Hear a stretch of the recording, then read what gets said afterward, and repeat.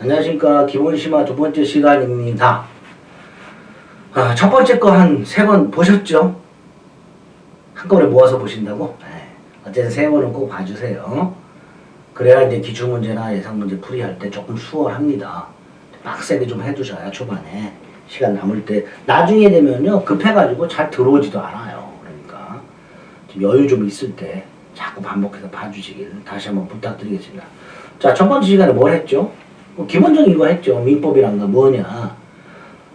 개인과 개인 간의 법률관계 다툼을 해결하는 법이다. 그러려면 법안은 민법 조문을 해석을 해야 된다.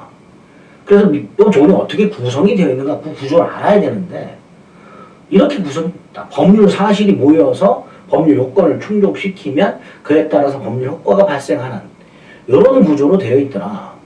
여기서 법률 효과가 뭐였어요? 권리 변동, 권리 취득 변경 소멸. 그런 권리를 변동시키는 원인이 그게 법률 요건이고요. 그럼 법률 요건에 법률 행위와 법률 규정이 있었죠. 그 법률 요건을 구성하는 구성 요소가 법률 사실이었고요. 법률 사실에서는 의사표시와 준법률행위만 구별하시면 된다고 했죠. 그리고 나서 이제 본격적으로 법률행위 용어가 왔죠. 법률행위가 어떤 건지 뜻을 받고 특징을 봤어요. 그리고 법률의 종류라고 해서 의사표시의 수에 따라서 단독행위와 계약으로 나뉜다. 여기까지 봤죠. 그 다음에 이제 이걸 본격적으로. 법률행위는 행위자가 의도한 대로 법률효과가 생긴다고 그랬죠. 행위자가 원한 대로 법률효과가 생긴다고 그랬어요.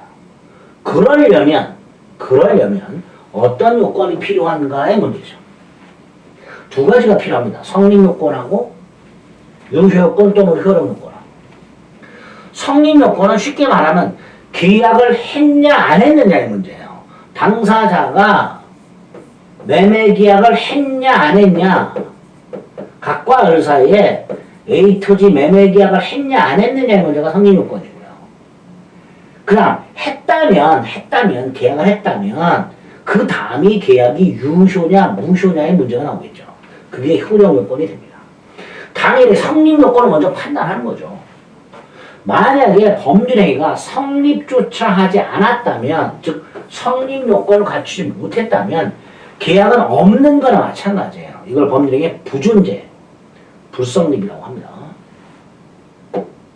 자, 이렇게 요건은 성립요건과 유효요건 두 가지가 있는데 효력요건. 성립요건, 효력요건 공이, 성립요건, 효력요건 공이 다시 둘로 나눠요. 모든 법률의 공통적인 요건이죠. 공통요건. 모든 법률에 필요한 공통요건. 이걸 일반적 요건이라고 해요. 어떤 특정한 법률 행위에만 필요한 요건이 있어요. 이걸 특별요건이라고 해요. 모든 법률이 아니라 어떤 특정한 행위만 필요한 요건은 특별요건이라고 한다. 자, 여기서 일반적 성립요건. 모든 법률의 공통적 성립요건 3가지. 당사자가 존재해야 되고요. 원하는 것, 즉 목적이 존재해야 되고요. 그걸 표시해야 됩니다. 당사자의 존재, 목적의 존재, 의사표시의 존재. 이게 법률행위의 일반적 성립요건이 됩니다. 반면에 특별 성립요건은 법률행위 중에서 그 행위만 필요하겠어요. 특히 유언 같은 경우에는 민법에서 일정한 방식을 요구합니다. 그 다음 요거 유물계약에서의 물건의 인도라고 해서 계약금 계약에서의 계약금의 교부가 나옵니다. 자, 요거 계약법 가서 볼 거예요. 노트장만 찍어줍니다. 계약법 가서 할 거니까. 우리 민법상 계약금 계약이라는 법률행위는 계약금을 주고받아야만 성립하도록 하고 있습니다. 혼인이라는 법률행위는 꼭 신고를 해야만 성립하도록 되어 있어요. 이런 것들이 법률행위 특별 성립 요건이 됩니다. 그 법률의 특별 성립 요건 중에서 요거 계약금 계약에서 계약금의 교부 계약법 가서 자세히 볼 겁니다. 눈두장 찍어 두시고 그 다음 효력 요건. 효력 요건도 두 개가 있죠. 일반적 효력 요건과 특별 효력 요건. 자, 일반적 효력 요건이 뭐예요? 모든 법률의 공통 요건이에요. 그래서 이 일반적 효력 요건은 일반적 성립 요건이 갖추어야 할 효력 요건이에요. 일반적 효력 요건이란 일반적 성립 요건이 갖추어야 할 효력권. 자, 일반적 성립 요건이 세 가지였었죠. 당사자의 존재, 목적의 존재, 의사표시의 존재. 이때 당사자는 어떤 요건을 갖춰야 되는가? 목적은 어떤 요건을 갖춰야 되는가? 의사표시는 어떤 요건을 갖춰야 되는가? 이게 일반적 유효 요건입니다. 그 중에서 이 목적 요건과 의사표시 요건이 우리 시험법이고요. 당사자가 갖추는 건 당사자가 갖춰야 될 요건은 우리 시험법이 아니에요. 아니지만 두 개는 기억해야 됩니다. 자, 일단 당사자는요. 법률 행위를 할 때 능력이라는 걸 갖추고 있어야 되고요. 이 능력이 세 가지입니다. 권리 능력, 의사 능력, 행위 능력. 그 중에 권리 능력이 무엇인지는 나중에 공동소유 가서 말씀드릴 거예요. 두 가지만 생각합니다. 먼저 의사 능력은 정신적 판단력을 말합니다. 그리고 의사 능력이 없는 애들이 있어요. 의사 무능력자라고요. 대표적으로 만취환자 생각하시면 됩니다. 만취한 사람은 술 먹고 꽐라가 된 사람은 의사 능력이 없어요. 이걸 의사 무능력자라고 합니다. 의사 무능력자가 계약을 했다. 그 계약은 무효가 됩니다. 그다음 행위 능력이라고 되어 있는데 이 행위 능력은 단독으로 타인의 도움 없이 유효한 법률 행위를 할 수 있는 능력. 이게 행위 능력이에요. 행위 능력이란 법률 행위 능력을 말합니다. 그런데 이 법률 행위 능력이 제한되는 애들이 있어요. 이 제한 능력자라고 해요. 미성년자, 피한정 후견인, 피성년 후견인 셋이 있어요. 제한 능력자야. 자, 제한 능력자는 단독으로 법률행위 할 수 있다 없다? 없다 그랬죠. 그럼 누가 대신해 줘야 되죠? 예를 들어 미성년자의 경우 부모가 대신 부모. 이걸 법정 대리인이라고 합니다. 이렇게 행위 능력이 제한되는 자, 즉 제한 능력자는 단독으로 계약을 할 수가 없고 법정 대리인의 도움을 받아야 돼요. 그런데 미성년자가 지멋대로 계약을 해버렸다. 그러면 그 계약은 일단 유효하되 취소할 수 있도록 해놨습니다. 그리고 취소를 해야 무효가 됩니다. 정리. 당사자는 행위 당시 의사능력 앤드 행위 능력이 있을 것. 행위 당시 의사능력이 없다. 무효. 행위 당시 제한능력자였다. 취소할 수 있다. 이렇게 개발해 두시면 되겠습니다. 일반적 요건 중에 첫 번째 권이라죠. 그 다음에 이제 뭐 참고해서 피성년 후견이 피한정 후견이 나오는데 이건 우리 기초과정에서 했죠. 이거 설명드렸어요. 간단하게 피성년 후견은 항상 마시간 사람, 정신적 제약으로 판단력이 지속적으로 결여된 사람, 피한정 후견인은 처리 능력이 부족한 사람. 쉽게 말하면 피성년 후견인은 늘 맛이 가 있고 피한정 후견인은 가끔 맛이 가고 그리고 법원이 가정법원이 성년 후견을 개시한다고 심판을 하거나 한정 후견을 개시한다고 심판을 해야 피성년 후견인, 피한정 후견인이 등장하게 됩니다. 어쨌든 제한 능력자다라고 생각하시면 돼요. 자, 두 번째 요건이 목적 요건이죠. 자, 이제 여기부터가 우리 시험법이죠. 범죄의 목적은 행위 당시 확정되어 있고 실현이 가능해야 되며 행위 당시 강행 규정을 위반하면 안 되고 적법 사회 질서를 지켜라. 사회적 타당성. 네 가지 요건을 갖춰야 범죄행위는 유효가 됩니다. 자, 목적이 갖춰질 요 네 가지 요건에서 두 문제 내지 세 문제가 추정됩니다. 그 다음 세 번째. 범죄행위의 의사표시. 범죄행위 속에는 반드시 의사표시가 있다고 했죠. 이때 이 의사표시는 의사하고 표시로 나눠져요. 그래서 의사하고 표시가 일치를 해야 되고요. 또 내가 계약을 할 때 누군가부터 사기를 당하거나 사기 또는 기망이라고 합니다. 협박을 당하면 안 돼요. 내가 사기당해서 계약을 했거나 협박을 당해서 계약을 하면 이것도 정상적이라 할 수는 없단 말이죠. 그러니까 법률이가 유효하려면 법률의 필수 불가결의 요소인 의사표시가 일치하고 사기 강박이 없어야 돼요. 사기 강박은 하자라고 얘기합니다. 그 하자가 없어야 된다 이렇게 있죠. 이게 일반적 유효권 중에 두 가지고요. 우리 시험 문제에서 여기서도 두세 문제가 나온 거죠. 그래서 목적 요건하고 의사표시 요건에서 보통 한 30문제가 출제가 되는 거예요. 그다음 특별 유효권이라고 특별 유효권은 특별한 법률 행위만 필요한 유효권이죠. 특별 유효권. 예를 들어 대리행위라는 법률행위에서는 대리권이 존재해야 되고요. 토지거래 허가구역 내의 토지거래는 허가를 받아야 되고요. 정지 조건이 붙어있는, 요 부는 붙어있다 이런 뜻이에요. 정지 조건이 붙어있는 법률행위는 그 조건이 성취가 돼야 되고요. 시기가 붙어있는 법률행위는 그 시기가 도래해야 됩니다. 네 가지. 그 중에 첫 번째는 대리 파트에서 나오고요. 두 번째 거는 무효 취소 파트에서 나오고요. 3번하고 4번은 부관에서 나오죠. 대리 파트에서 두세 문제, 무효 취소에서 한두 문제, 부관에서 한 문제 이렇게 나오죠.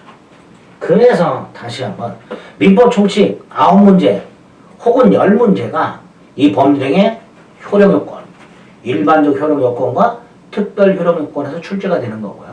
순서대로 이제 쭉 보게 됩니다. 목적 요건부터. 자, 하나 암기해야 될 게 있어요. 농지 취득 자격증명이라고요. 농지법에 적용을 받는 농지를 매수하는 사람은, 농지를 매수하려는 사람은, 취득하려는 사람은 농지 취득 자격증명을 갖춰야 되는데, 이 농지 취득 자격증명이 농지 매매의 유효요건이냐, 각각이 농지를 매매하는데 을이 농지 취득 자격증명을 갖추는 것이 이 농지 매매의 유효요건이냐. 다시 말해서 을이 농지 취득 자격증명을 갖추지 못한 상태 농지 매매를 했을 때 이 농지 매매가 무효냐의 문제가 생기는데요.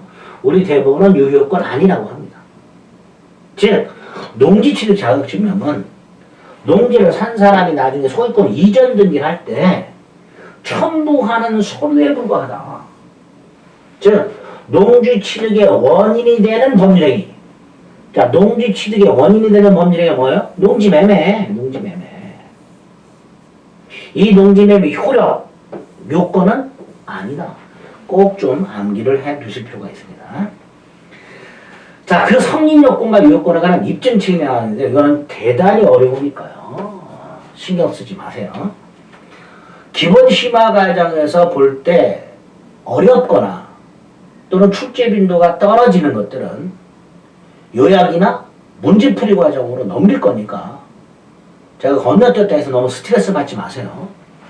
기본 심화 과정만 잘 소화해도 합격하는데 별다른 지적이 없다라고 제가 말씀드렸습니다. 그래서 처음에 할 때 다 모든 것을 낱낱이 암기하려고 욕심 부리지 마세요. 건너뛰는 것들은 다 이유가 있어서 건너뛰나 보다라고 생각하셔야지 저 자식이 왜 건너뛰었어 이렇게 생각하시면 안 됩니다. 지금 하면 너무 어려워서 포기하는 분들이 생기기 때문에 또 출제 빈도도 낮고 하니까 문제풀이로 미루고 또 기억했던 것들, 해야 될 것들만 생각을 해주시면 됩니다. 자, 일단 이렇게 법률의 요건에서 틀을 잡았어요. 그 요건 중에서도 효력 요건을 틀을 잡은 거죠. 거기서 시험 문제 나옵니다. 볼까요? 그래서 교재가 아이고야 6조 6부터 나오는 거죠. 우리 시험 범위가 법률의 효력 요건에 관한 거고요. 효력 요건이 일반적 효력 요건, 특별 효력 요건을 나눴었죠. 그 중에 일반적 효력 요건 중에서 목적 요건과 의사표시 요건이 우리 시험 범위라 했죠. 그러니까 목적 요건이 나온 거죠. 5번 법률의 목적이 갖추어야 할 유효 요건이죠. 자, 일단 법률의 목적이 뭐냐? 법률의 내용이라고도 하고요. 법률행위 당사자가 원하는 것. 앞에서 봤던 법률 효과. 권리 변동을 말합니다. 이게 법률의 목적이에요. 갑과 을이 갑소유 A 토지를 매매해요. 법률행위죠. 자, 이때 이 A 토지 매매 계약이라는 법률의 목적이 뭐냐? 자, 을의 입장에서 보면 A 토지 소유권 취득 이게 목적이에요. A 토지 소유권 취득. A 토지 소유권 취득이 뭐예요? 권리 변동. 권리 변동. 매매 계약이라는 법률 요건에 따른 그 결과, 법률 효과. 을이 원하는 것. 이게 다 법률의 목적 또는 내용이라고 부르는 것들입니다. 그 목적이 행위 당시 네 가지 요건을 갖춰야 된다. 첫 번째가 뭐다?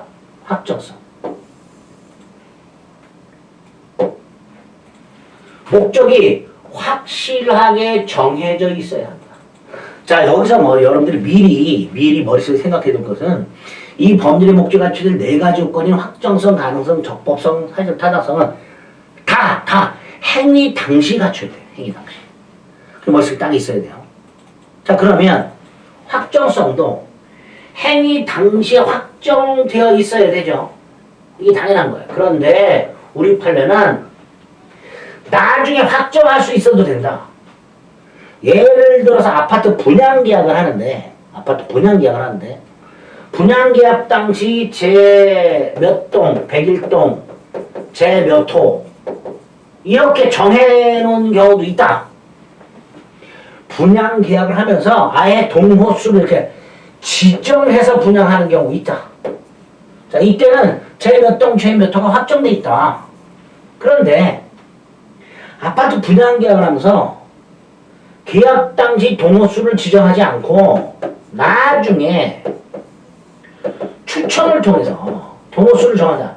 이렇게 기준을 마련해 둘 수도 있다. 그러면 법률의 목적은 이렇게 행위 당시 확정되어 있는 경우가 있을 수 있고 나중에 확정할 수 있는 경우가 있을 수 있지 않냐.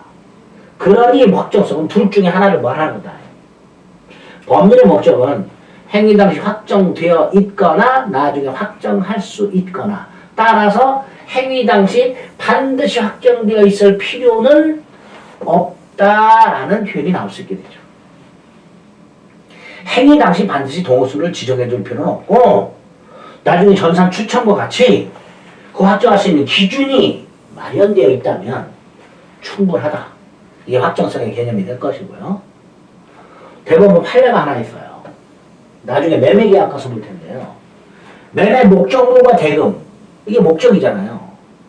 이게 반드시 계약 체결 당시에 구체적으로 특정되어 있을 필요 없고 제 몇 동, 제 몇 호 지정되어 있을 필요 없고 나중에 확정할 수 있는 방법 기준이 정해져 있다면 매매계약은 유효하게 성립한다. 대법원 판례의 태도가 되는 거죠. 확정성은 다 요 정도만 기억하시면 돼요. 두 번째가 확정되어 있어요. 그 다음 요건이 실현 가능해야 돼. 언제? 행위 당시. 행위 당시 실현 가능해야 돼요. 행위 당시 불가능하면 무효가 됩니다. 이때 행위 당시 불가능을 원시적 불능이라고 해요. 법률 행위가 유효하려면 법률 행위 당시에 실현이 가능해야 돼요. 따라서 행위 당시 불가능.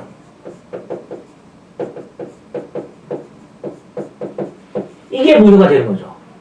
요 행위 당시 불가능을 뭐라 하자? 원시적 불능이라 하자. 그럼 반대로 행위 당시에는 가능했어요. 근데 행위 이후 불가능해졌어요.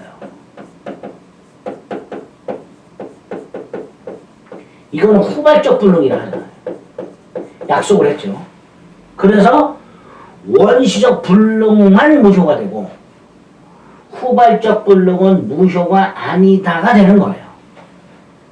가능 불가능을 판단하는 기준 시기가 행위 당시이기 때문에 행위 당시 불가능한 경우만 무효다. 이렇게 되는 거죠. 즉 원시적 불능만 무효다. 그래서 행위 당시에는 가능했으나 행위 이후 불가능하게 되는 후발적 불능은 무효가 아니다. 이렇게 되는 거죠. 자, 이게 첫 번째. 불능의 유형. 원시적 불능. 법률의 당시 이미 불가능. 그래서 각과 의사 A주택을 매매계약을 체결할 당시, 자 1월 10일 날 매매계약을 체결했는데 주택 전부가 1월 9일 날 이미 멸실. 1월 9일 날 주택이 전부 멸실됐다면 또는 1월 10일 날 토지 매매를 했는데 토지가 이미 전부 수용이 됐다. 그럼 1월 10일 주택 매매계약 체결 당시, 토지 매매계약 체결 당시 매수인은 주택 소유권 전부, 토지 소유권 전부 취득이 불가능하죠. 즉 원시적 전부 불능이 되겠죠. 그래서 원시적 전부 불능이라면 당연히 전부가 계약 전체가 무효가 돼요. 그리고 나중에 계약법에 가면 손해배상 책임이 하나 나옵니다. 계약 체결상의 과실 책임이라고. 이거 계약법 가서 볼 거예요. 원시적 전부 불능, 계약은 무효. 그리고 계약법 가서 계약 체결상의 과실 책임이라는 손해배상 책임이 하나 나온다. 딱 요렇게만 생각을 해주시고 나중에 계약법 가서 계약 체결상의 과실 책임을 볼 때 아, 이거 원시적 전부 불능 민법 중시로 봤었지 생각이 좀 나셔야 됩니다.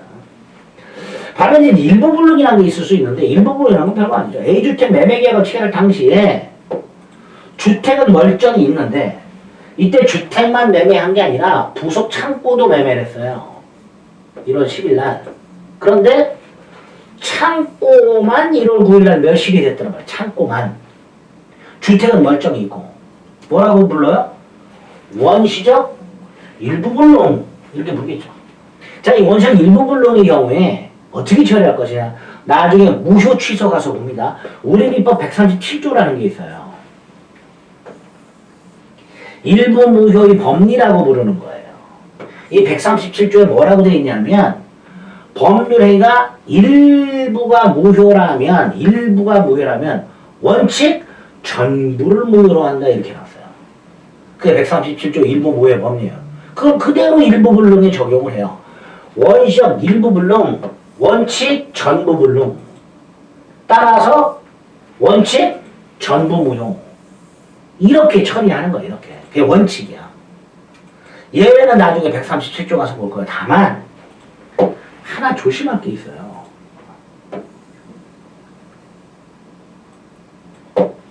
원시적 일부 불능이 매매에서 발생을 했고 그 불량의 내용이 수량 부족이더라.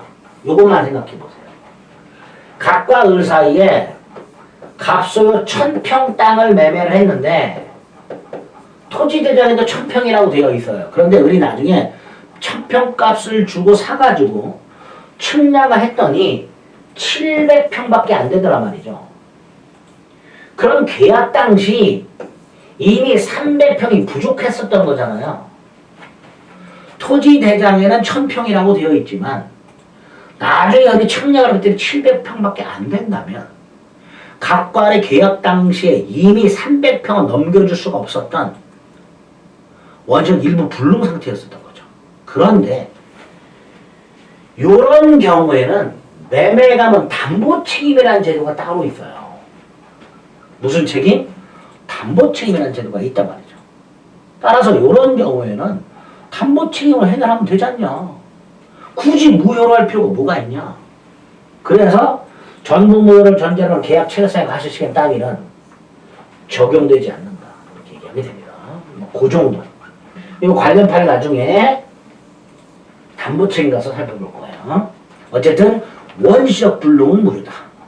전부 불능과 일부 불능으로 나눠져 있고 전부 불능, 전부 무효, 계약 체결상의 과실책임. 일부 불능, 원칙, 전부 불능, 전부 무효. 단 매매에서 수량이 부족한 원시적 일부 불능은 담보 책임이라는 제도로 처리하자. 이렇게. 반면에 후발적 불능이 나왔죠.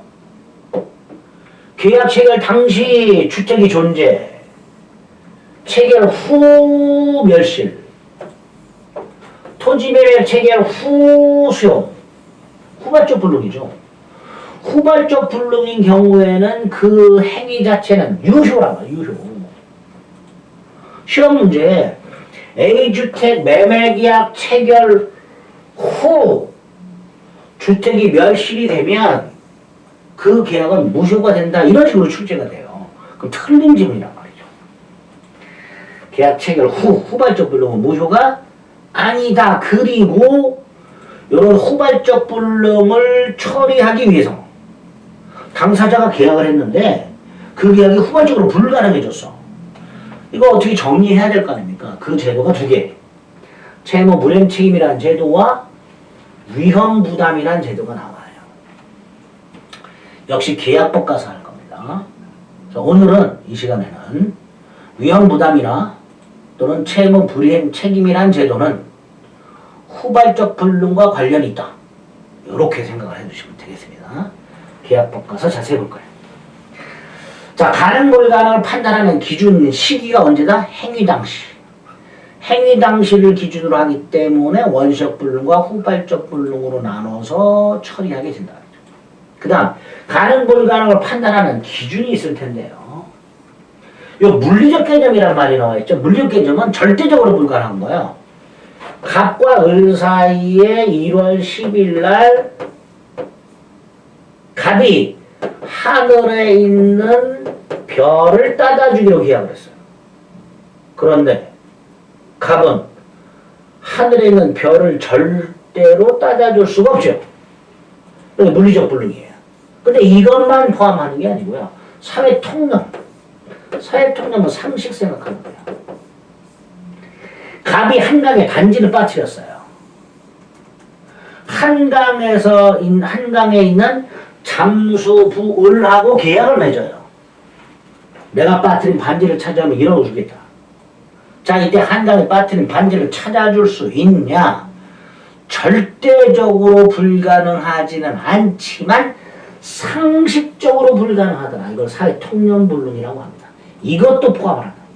그러니까 가능 불가능을 판단하는 기준은 사회통념, 즉 사회 일반인들이 상식적으로 불가능하게 판단하는 것도 무효가 되는 거죠. 이 사회통념 불능과 반대되는 게 주관적 불능이에요. 사회통념 불능은 대부분이 불가능하다고 생각하는 거잖아요. 반면에 주관적은 나만 불가능하다고 생각하는 게 주관적 불능입니다. 그러니까 당연히 주관적 불능은 무효가 아니다가 되겠죠. 목적 요건 중에서 두 가지, 확정성하고 가능성을 봤습니다. 자, 세 번째, 확정돼 있고 실현이 가능하더라도 세 번째, 적법해야 돼. 확정성, 실현 가능성을 갖췄다 하더라도 적법해야 돼요. 이때 법은 강행법규를 말합니다. 법은 크게 강행법규, 강행규정하고 임의법규, 임의규정으로 나뉘는데요. 강행법규, 강행규정은 꼭 지켜줘야 돼요. 안 지키면 큰일 나요. 반면에 임의규정, 임의법규는 안 지켜도 돼요. 따라서 강행규정을 위반했을 때만 무효가 되고 임의규정을 위반했을 때 무효가 아니에요. 유효해요. 그래서 목적의 적법성이란 모든 법규범에 반하지 않아야 한다가 아니고 강행법규에 반하지 않아야 된다. 강행법규. 그래서 강행법규를 위반한 것만 무효가 돼요. 그런데 조금 이따 보시겠지만 우리 대법원이 강행법규를 또 나눠요. 우리 대법원이 효력규정하고 단속규정으로 나눠요. 그리고 강행규정은 대부분이 효력규정이기 때문에 위반하면 무효예요. 그런데 강행규정이고 단속규정이라는 놈은 위반했을 때 유효해요. 다만 임의규정과는 달리 처벌이 돼요. 그러니까 안 지키면 처벌이 되니까 강행규정이야. 하지만 그 행위 자체는 유효한 경우가 생겨요. 따라서 강행법규를 위반하면 무효지만 언제나 무효가 되는 것은 아니다. 이런 말이 나올 수 있게 되죠. 강행규정, 강행법규 중에 단속규정이라는 예외적인 놈이 있고 이걸 위반했을 때는 무효가 아니기 때문에 강행규정을 위반한 행위가 무효지만 원칙적으로 무효지만 언제나 무효가 되는 것은 아니다. 그래서 적법성에서는 일단 강행규정, 임의규정 구별하실 수 있어야 돼요. 여기서 임의규정이 예를 하나 암기해 두시면 돼요. 나중에 임대차에서 합니다. 두 번째 이게 중요하죠. 효력규정과 단속규정을 구별할 수 있어야 돼요. 그런 전제로 보시면 됩니다. 자, 구체적으로 강행규정이란 선량한 분석 기타 사회 질서에 관련된 규정이죠. 따라서 위반하면 된다 안 된다? 안 되죠. 그 적용을 배제할 수가 없어요. 나 이 법은 적용 안 받겠다. 이거 안 되는 거예요. 지켜줘야 되는 거예요. 반면에 선량한 분석 기타 사회 질서 관계가 없는 규정, 당사자 적용을 배제할 수 있는 규정, 이게 임의 규정이죠. 이때 이 임의 규정의 대표가 나중에 임대차가 한번 나옵니다. 임차인의 비용 상환 청구권이 있어요. 암기하셔야 되는 점 임대차 가서. 자, 어쨌든 법을 이렇게 크게 강행규정과 임의규정으로 나눴을 때 강행규정을 위반했을 때 무효가 된다. 임의규정을 위반했을 때 무효가 아니다. 그 임의규정의 대표 임차인의 비용 상환 청구권이다. 626조가 있습니다. 나중에 볼 겁니다. 그 다음에 중요한 거 강행규정이 둘로 나뉜다. 효력규정과 단속규정은 아니다. 대부분의 강행규정이 효력규정이다. 따라서 위반하면 무효다. 그 효력규정 중에 하나 암기. 첫 번째 이거 나중에 여러분들이 중개사 자격증을 따서 중개를 하실 거 아닙니까? 그럼 중개 수수료를 받겠지. 그 수수료 상한이 있어요. 부동산 중개업법에서 정한 한도가 있어요. 뭐 0.9% 예를 들어서 그걸 초과해서 수수료를 받기로 약정했어요. 근데 이 규정은 강행규정이에요. 따라서 무효가 되겠죠. 자, 그런데 전부가 무효가 되는 게 아니고요. 초과 부분만 무효가 된다. 중개업법에서 공인중개업법에서 정해놓은 한도를 초과해서 예컨대 2%를 받기로 했다. 그럼 전부가 무효가 되는 게 아니라 초과 부분만 무효다. 요거는 좀 기억을 해두셔야 됩니다. 초과 부분이요. 효력규정은 대부분이 효력규정인데 간혹 1번이 예로 나오기도 합니다. 한 기억을 해두세요. 그리고 우리는 단속규정을 암기해야 됩니다. 강행규정 중에서 아이고 이거 자꾸 한 번에 넘어가네. 강행법규 중에서 천천히 올리겠습니다. 강행법규 중에서 효력규정 맞죠? 그리고 쭉쭉쭉 내려가다 보면 단속법규가 나왔어요. 강행규정 중에 대부분이 효력규정이다. 그런데 단속규정이라는 놈이 있더라고요. 이 단속규정은 당사자 의사에 의해서 그 적용을 배제할 수 없다. 위반하면 처벌된다. 그래서 강행규정이다. 하지만 그 행위 자체는 유효하다. 이게 단속규정이다. 어떤 게 있냐? 예를 기억해야 됩니다. 부동산 등기 특정물질조치법상 중간생략 등기 금지규정 아주 잘 나오죠. 갑이 을에게 땅을 팔았고 우리 되팔아요. 이때 을은 세금을 내려면 을의 이름으로 등기를 하면서 취등록세를 내고 병한테 팔겠지. 등기를 넘겨주고 양도소득세를 냅니다. 그런데 을이 세금을 안 내려고 미등기 전매를 하고 등기를 갑에서 병으로 직접 넘겨줘요. 중간생략 등기라고. 중간에 있는 자신을 생략을 해버려요. 미등기 전매 행위 및 중간생략 등기. 세금 떼먹으죠. 자, 이때 부동산 등기 특별조치법에서는 이 미등기 전매 행위 및 중간생략 등기를 금지하고 있으며 위반 시 처벌하도록 하고 있어요. 하지만 그 행위 자체는 유효해요. 그래야 세금을 추징합니다. 그죠? 갑을 을병매매를 무효로 해버리면 을을 처벌을 한만 할 수 있을 뿐 세금을 뜯어내지 못한단 말이에요. 그러니까 안 되겠다. 처벌은 처벌대로 하고 세금을 뜯어내려면 부득 유효로 할 수밖에 없더라. 해서 단속 규정이 등장하게 되는 거예요. 기억하시면 아주 잘 나오죠. 이번을 한 번 나온 적이 있어요. 우리 주택법 같은 경우 아파트 분양할 때 분양권 전매를 금지하는 규정이 있죠. 분양권 전매 금지 규정. 이것도 단속 규정이에요. 이것도 단속 규정이에요. 그리고 최근에 이거 잘 나오죠. 공인중개사는 중개 의뢰인과 직접 거래하면 안 되죠. 중개는 해야지. 갑이 을에게 아파트를 팔아달라고 의뢰했는데 매수자를 물색하기는 그냥 지가 사버려. 그럼 된다 안 된다? 안 된단 말이에요. 이렇게 공인중개사법에서는 계약공인중개사가 중개일행과 직접 거래하는 일을 금지하는 규정을 두고 있다. 그런데 이것도 단속 규정이다. 그래서 단속 규정 3가지를 꼭 암기하셔야 됩니다. 위반하더라도 처벌만 될 뿐 무조건 아니다. 그리고 강행 규정을 위반하게 되면 효과가 쭉 나오는데 여기 좀 어려운 게 있어요. 절대적 확정적 무효다.